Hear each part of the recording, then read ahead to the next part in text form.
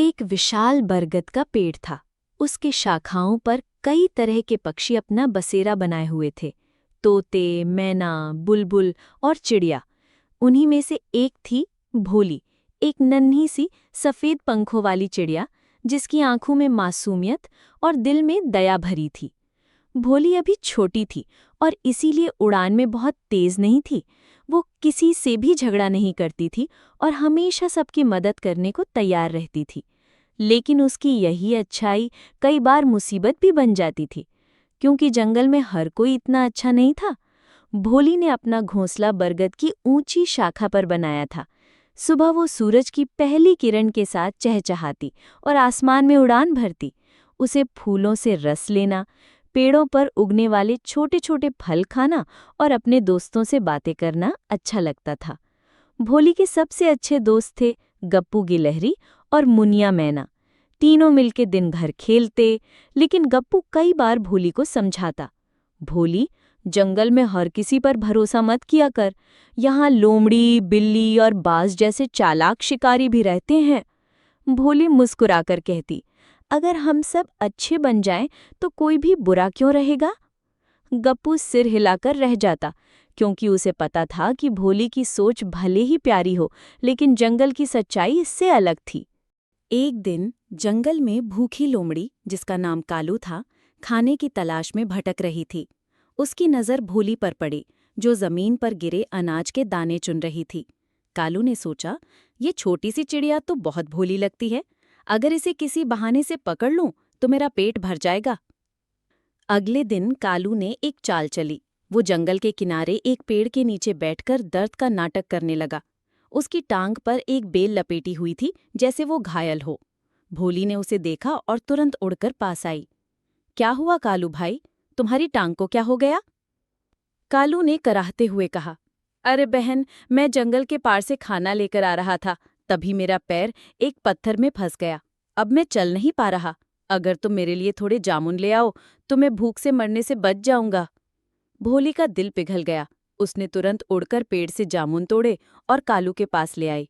कालू ने लालच से जामुन खाए और मन ही मन सोचा, आज नहीं, लेकिन किसी दिन ये भोली मेरी शिकार बनेगी। कुछ ही दिनों में बरसात का मौसम आ गया। बादलों की गरज, बिजली की चमक और तेज हवाओं के बीच भोली ने अपने घोंसले को और मजबूत बनाने का काम शुरू किया। गप्पू और मुनिया ने भी मदद की। एक रात जब बारिश तेज हो रही थी, तभी कालू लोमड़ी फिर आया।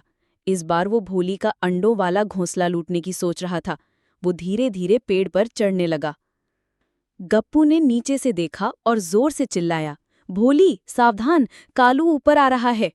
भोली तुरंत अपने घोंसले की ओर उड़ गई और पंख फैलाकर अंडों को ढक लिया। मुनिया ने जोर जोर से अपने पंख फड़फड़ाकर शोर मचाया, ताकि अन्य पक्षी भी जाग जाएं। शोर सुनकर तोते, कौवे और कई पक्षी इकट्ठा हो गए। सब मिलकर कालू को चोंच मारने लगे। कालू डरकर नीचे कूदा और भाग गया। भोली ने राहत की सांस ली। बरसात के कुछ हफ्तों बाद एक सूखी दोपहर में जंगल में आग लग गए। तेज हवा से लपटें तेजी से फैलने लगीं। जानवर और पक्षी घबराकर भागने लगे।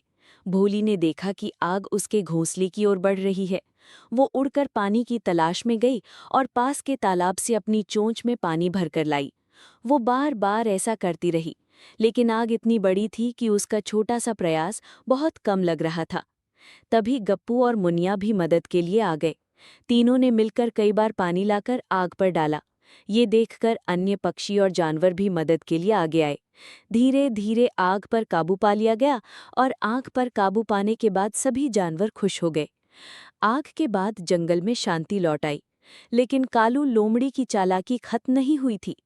एक दिन वो फिर भोली के घोंसले के पास आया, लेकिन इस बार वो पेड़ के नीचे खुद गिर गया। असल में वो बहुत तेजी से चढ़ रहा था और गीली लकड़ी टूट गई। उसका पैर सचमुच चोटिल हो गया। भोली ने उसे देखा और फिर मदद के लिए उड़ाई। गप्पू और मुनिया ने रोका। भोली, ये वही है जो तुम्हें कई बार नुकसान पहुंचाने आया, इसे मत छुओ। लेकिन भोली ने कहा, अगर मैं इसकी बुराई देखकर मदद ना करूं तो मैं भी इससे अलग कैसे रहूंगी? भोली ने पत्तों और बेल से पट्टी बांधी और कालू के लिए पानी लाकर दिया। कालू चुपचाप उसे देखता रहा। पहली बार उसके मन में पछतावा आया। उसने धीमी आवाज में कहा, भोली, मैं मानता हूँ कि मैंने तुम्हारे साथ बुरा करने की कोशिश की थी, लेकिन आज तुम्हारी दया ने मेरा दिल बदल दिया। मैं वादा करता हूँ, अब कभी किसी को नुकसान नहीं पहुंचाऊंगा। उस दिन से कालू लोमड़ी ने सचमुच अपनी आदत बदल दी। वो जंगल के छोटे जानवरों को शिकारियों से बचाने में मदद करने लगा। भोली, गप्पू, मुनिया और कालू अच्छे दोस्त बन गए। ऐसे और कार्टून वीडियो देखने के लिए वीडियो को लाइक, चैनल को सब्सक्राइब करें।